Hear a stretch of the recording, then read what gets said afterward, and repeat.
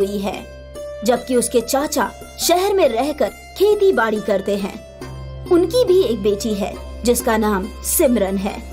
सिमरन की तालीम गांव में हुई है। रवीना की तालीम पूरी हो गई है और अब उसका निकाह है, इसलिए वो गांव से 1 महीने पहले से ही सिमरन को बुला लेती है ताकि वो घर के काम संभाल सके। Simran, you are most welcome in our luxury house. Oh, शायद तुम समझी नहीं हो। मैं बोल रही हूँ कि हमारे बड़े घर में तुम्हारा खुशामदीद। शुक्रिया दीदी। हाँ हाँ जरूर, अब तो आ गई है तो सब सीख ही जाएगी। वैसे तूने गांव में इंग्लिश बोलना तो नहीं सीखा होगा ना? अब तेरे अब्बा ने तुझे सरकारी स्कूल में ही तालीम दिलाई होगी। दीदी, गांव में सरकारी स्कूल ही होते हैं। हाँ हाँ मैं समझ गई। वैसे भी औकात नहीं है तुम लोगों की कि प्राइवेट स्कूल में जा सको। दीदी अंदर चलें? हाँ हाँ जरूर। रवीना सिमरन को घर के अंदर ले जाती है और सिमरन के गरीब होने के कारण उसको खूब ताने देती है। सिमरन यहाँ सारा दिन काम करती है और फिर इनके ताने भी सुनती है, इसलिए सिमरन को आज रोना आ गया। अब्बू ने मुझे कहाँ भेज दिया और अम्मी ने कहा है कि किसी को उल्टा जवाब मत देना, और ये रवीना तो अपनी सारी हदें पार कर चुकी है। हे ऊपर वाले, आपने मुझे इतना गरीब क्यों बनाया? ये अपनी बहन भी मजाक बना रही है। तभी बाहर से रवीना आ जाती है। सिमरन, तुम अभी मशरूफ हो क्या? नहीं नहीं दीदी, मैं तो बिल्कुल मशरूफ नहीं हूँ, मैं तो फुर्सत में हूँ। चलो तो फिर मार्केट चलते हैं, मेरी सहेलियाँ भी आने वाली हैं, कुछ ढंग का पहन लेना। दीदी, मेरे पास तो सलवार कुर्ती ही है, मैं इसके अलावा और क्या पहनूं? अरे यार, तुम गांव के लोग भी ना जाने क्या क्या पहनते हो। चलो कोई बात नहीं, वही कपड़े पहन लो, मैं बाजार से तुम्हें कोई टॉप दिलवा दूंगी। रवीना बाजार में सिमरन को लेकर निकाह की खरीदारी करने चली जाती है। रवीना सिमरन को लेकर सबसे पहले लहंगे की दुकान पर जाती है। मुझे तो ये लहंगा पसंद आ रहा है, इसकी कीमत पूरे 50,000 है। हाँ दीदी, ये देखने में भी बेहद खूबसूरत है। हाँ लेकिन तू सिर्फ इसके ख्वाब ही देख सकती है, क्योंकि तेरा निकाह तो सूट में ही होगा। चलो ना दीदी, कहीं और चलते हैं। अरे, ये मेरी निकाह की खरीदारी हो रही है, ऐसे होता है क्या कि इतनी जल्दी आओ और चले जाओ? ये शहर के बड़े कारोबारी की बेटी रवीना की शादी है, किसी गांव के किसान की नहीं। दीदी, आप हर बात पर मेरे अब्बू की तौहीन क्यों करती हैं? ओह, बाबू को बुरा लगा? सॉरी बच्चा, मुझे पता नहीं था कि तेरे अब्बा के पास तो मर्सिडीज है और मैंने बैलगाड़ी बता दी। चल अब आजा, मैं तुझे भी कपड़े दिलवा देती हूँ, नहीं तो मेरे दोस्त आ जाएंगे। नहीं, मुझे किसी से कुछ नहीं चाहिए। अच्छा ठीक है, तो तुझे कुछ नहीं चाहिए तो अब मैं अपनी बाकी की खरीदारी कर लेती हूँ। ले, ये लहंगे का बैग तू पकड़ ले। सिमरन लहंगे का बैग पकड़कर चुपचाप चलने लगती है, लेकिन तभी रवीना की 2 सहेलियां आ जाती हैं। वो लोग काफी देर से गुफ्तगू करती है, तभी उसकी एक सहेली बोलती है, रवीना, ये कौन है? यार तुम लोग भी ना देखकर पहचान नहीं सकती? उसके कपड़े देखो, नौकरानी है वो मेरी, आज साथ ले आई ताकि मेरी मदद हो जाए। हाँ यार, नौकरानी हो अगर तो कितना सहूलियत हो जाता है ना सब करने में। उनकी बातें सिमरन भी सुन लेती है और इसकी आंखों से आंसू आ जाते हैं। सिमरन सोच लेती है कि वो अब इस शहर में कतई नहीं रुकेगी। दीदी, मैं अपने गांव जा रही हूँ। हाँ हाँ चली जाना, मैं क्या तुझे रोक रही हूँ, लेकिन आज के रोज बस रुक जा, क्योंकि लड़का मुझसे मिलने आ रहा है। बस तू छोटी बहन होने के नाते आज मेरी मदद कर दे। ठीक है, आज भर रुक जाती हूँ, लेकिन कल नहीं रुकूंगी। अगर तेरा यहाँ मन नहीं लग रहा तो मैं खुद तुझे छोड़ाऊंगी। वैसे इस घर में तेरे लिए मौज ही मौज है, कुछ कमी तो है नहीं। सिमरन रवीना की बात मान जाती है और शाम को लड़का विजय भी आ जाता है। सिमरन उसका खूब ख्याल रखती है। विजय चला जाता है और मंगनी की तारीख भी तय हो जाती है, लेकिन सिमरन अपने घर नहीं है और वो रवीना के पास ही रुक गई। फिर वो दिन भी आ गया जिसका सबको इंतजार था और रवीना के वालिद ने बहुत अच्छी तैयारियां की। गांव से सिमरन के वालिदैन भी आ गए अंगूठी पहनाने की रस्म शुरू हुई। मैं रवीना को अंगूठी नहीं पहना सकता। तुम्हारी हिम्मत कैसे हुई सभी लोगों के सामने ऐसी बात करने की? क्या तुम जानते नहीं हो कि मैं इस शहर के सबसे बड़े कारोबारी की बेटी हूँ? मैं तुम्हारे बारे में सब कुछ जानता हूँ, इसीलिए इनकार कर रहा हूँ। मैं सिमरन से शादी करूँगा। तुम्हारा दिमाग खराब है? तुम उसको जानते भी हो? मैं तुमसे पहले सिमरन को ही जानता हूँ। और हाँ, ये सारा खेल हमने तुम्हारे गुरूर को तोड़ने के लिए ही किया है। तुम पैसों से अमीर हो, लेकिन तुम खाक के बराबर हो, क्योंकि तुम्हारे पास कोई दिल नहीं है। और सिमरन सिर्फ पैसों से गरीब, जबकि उसका दिल बहुत नेक है।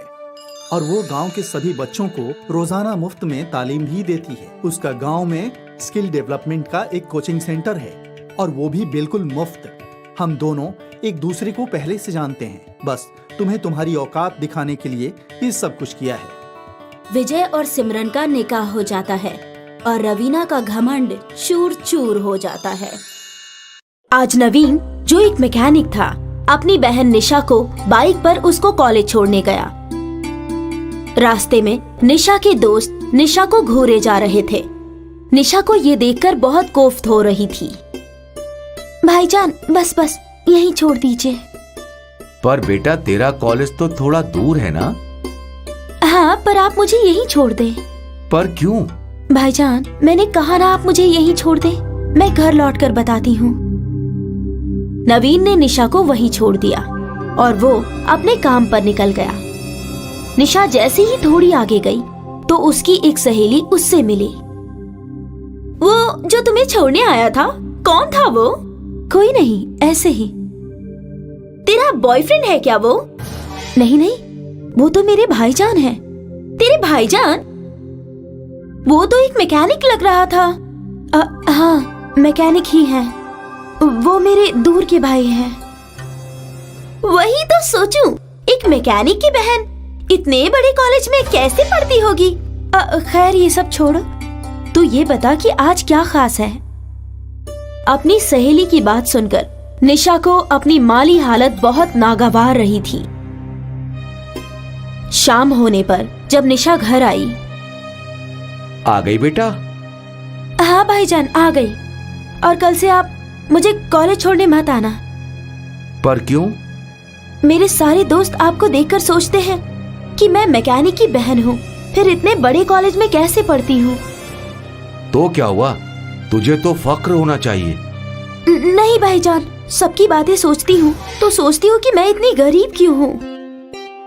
आप बस मेरे कॉलेज मत आना। मैं नहीं चाहती आपके मैकेनिक होने पर मेरे दोस्त मेरा मजाक उड़ाए। ठीक है। निशा हाथ मुंह धोने के लिए अंदर चली गई और नवीन अपनी अम्मी की तस्वीर से बात करने लगा।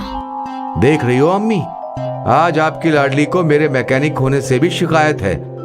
अगर आप और अब्बू होते तो आज मैं भी पढ़ा लिखा होता और तब शायद निशा को मुझसे कोई परेशानी नहीं होती। पर जैसी भी है, निशा मेरी छोटी बहन है और मैं अपनी जिम्मेदारी जरूर निभाऊंगा। उसे पढ़ा लिखा कर बहुत बड़े ओहदे पर बिठाऊंगा। उस दिन के बाद नवीन कभी निशा के कॉलेज नहीं गया। समय बीता। निशा को अजय से मोहब्बत हो गई। अजय एक बहुत ही पैसे वाला परिवार का लड़का था। उसके पास खुद की गाड़ी और बंगला भी था। I love you Ajay. I love you Nisha. शायद अब हमें निकाह कर लेना चाहिए। नेकी और पूछ पूछ? बोलो, कब अपने अब्बू को तुम्हारे घर लाऊं? तुम मेरे घर मत आओ। मैं ही अपने भाईजान को तुम्हारे घर भेजती हूँ। जैसी तुम्हारी मर्जी। निशा घर आई और उसने अपने भाईजान से बात की। भाईजान, अजय और मैं एक दूसरे से मोहब्बत करने लगे हैं और हम दोनों निकाह करना चाहते हैं। ये तो बहुत बेहतर बात है बेटा। लेकिन भाईजान, वो बहुत रईस है। उन्होंने अपने रिश्ते की बात करने के लिए बुलाया है। कहीं आपको देखकर उनका मन बदल गया तो? ऐसा कुछ नहीं होता है बेटा, तू फिक्र मत कर। मैं कुछ भी करके तेरा रिश्ता तय करके ही आऊंगा। भाईजान प्लीज अच्छे कपड़े पहन कर जाना। तू खुद ही अपने पसंद के लिबास निकाल दे, मैं वही पहनकर चला जाऊंगा। अगले दिन निशा ने अपने भाईजान को अच्छे कपड़े पहनाए और वो अजय के वालिद कृष्णा जी से मिलने उनके बंगले पर गए। आइए आइए नवीन जी, तशरीफ लाइए। नवीन ने अंदर आते ही कृष्णा जी के पैर छू लिए। अरे मेरे पैर छूने की क्या जरूरत थी बेटा। आप मुझसे बड़े हैं और यही मेरा रिवाज है कि बड़ों का आदर करो। वाह, आपकी बहन बहुत ही नेक होगी। मुझे यह रिश्ता मंजूर है। यह तो बहुत खुशी की बात है, पर आपको हमारे परिवार के बारे में और भी बातें जान लेनी चाहिए। देखिए, मैं एक मैकेनिक हूं और हमारी माली हालत भी बहुत अच्छी नहीं है। मैं जानता हूं, पर मुझे आपके मैकेनिक होने से कोई फर्क नहीं पड़ता। मुझे मेरे बेटे के लिए अच्छी बीवी चाहिए। पैसा तो हमारे पास बहुत है। मैं बता नहीं सकता कि आपकी बात सुनकर मैं कितना खुश हूं।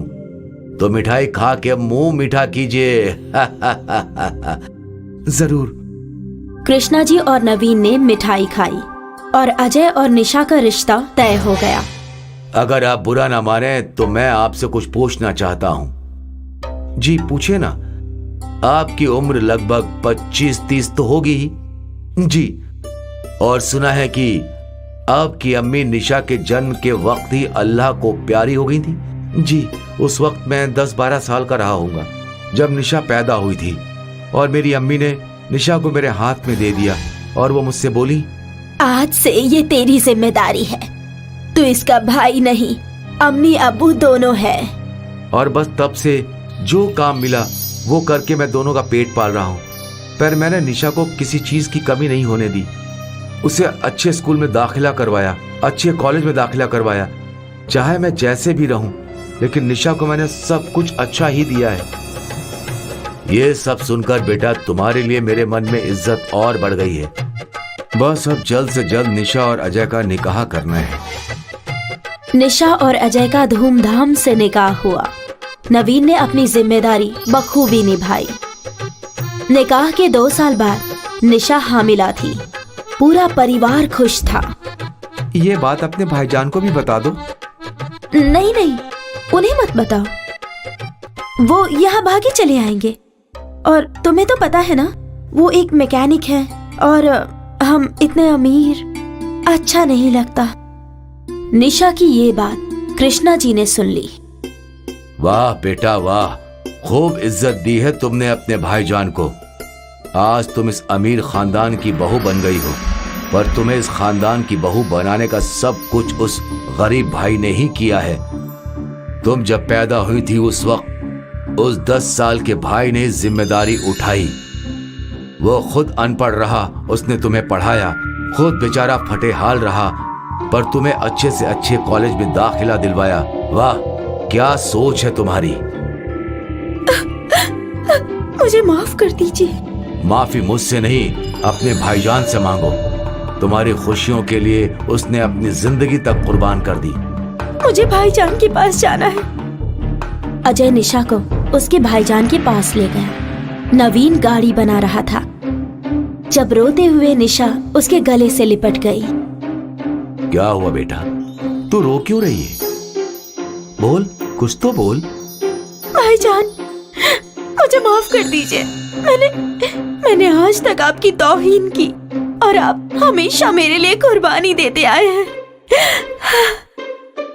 चुप हो जा बेटा, ये भी कोई रोने वाली बात है? चुप हो जा। तू अब इतनी सी बात पे रोएगी तो मुझे अच्छा नहीं लगेगा। निशा ने अपने आंसू पोंछे। भाईजान, आप मामा बनने वाले हैं। क्या? नवीन ने निशा को गोद में उठा लिया। मैं मामू बनने वाला हूँ? मैं मामू बनने वाला हूँ? अरे भाईजान, भाईजान! बेटा, तूने मुझे दुनिया की सबसे बड़ी खुशी दी है। आज निशा को अपने भाईजान पर बहुत प्यार आया, पर एक वक्त था जब निशा को अपने गरीब भाई से कोफ्त होती थी। इस कहानी से एक बात जरूर समझ में आ गई कि अमीरी और गरीबी के बीच की दीवार गिराना इतना मुश्किल नहीं है।